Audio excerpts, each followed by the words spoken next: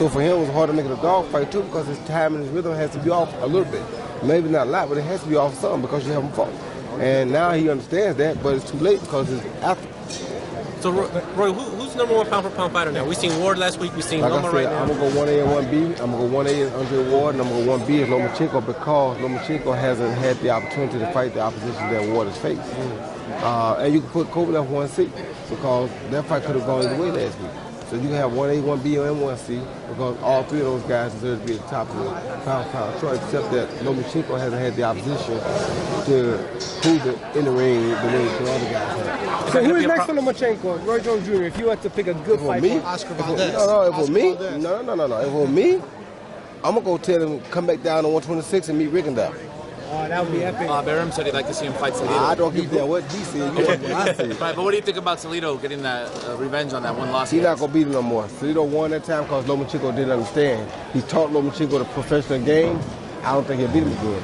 I mean, it's a great fight for him to have because he want to avenge that loss, but I don't see Toledo beat him a second time. It could surprise me because Toledo got the right style, but I just don't see it happen. Roy. Well in the ring, Roy. What do you like Everything. about He do everything well. Does he have to move to 135? There's a lot of fights. No, he don't. He has a lot of fights. How bad is Nigger's reputation after tonight? Because he looked like he quit. To me, I don't know if he did. Like I said, you have to factor in all the factors that led to that. One of the factors was he fought in 344 days, or 342 days, you know what I'm saying? So you have to factor all that in. Everybody always want to take and choke a guy because he gives up or something like that happens.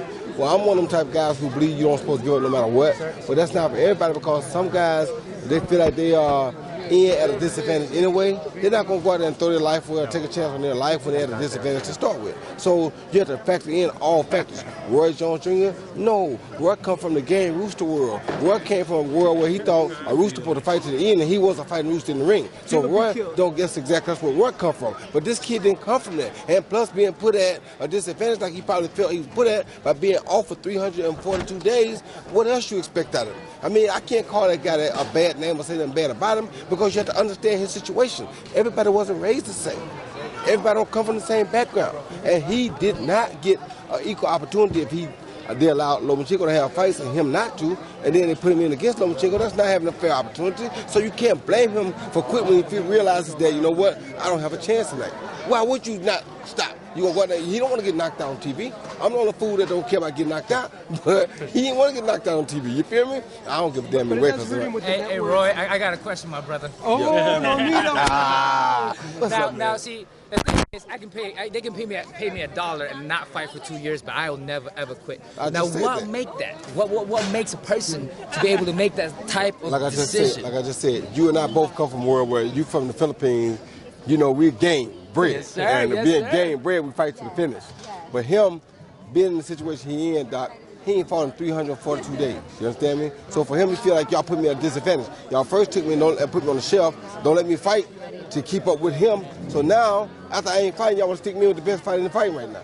And it's kind of crazy. So now I'm at a complete disadvantage. I can't hit him. He can hit me anytime he gets ready. I'm not going to get embarrassed and get knocked out on TV. That's his way of thinking. That's not me and your way of thinking.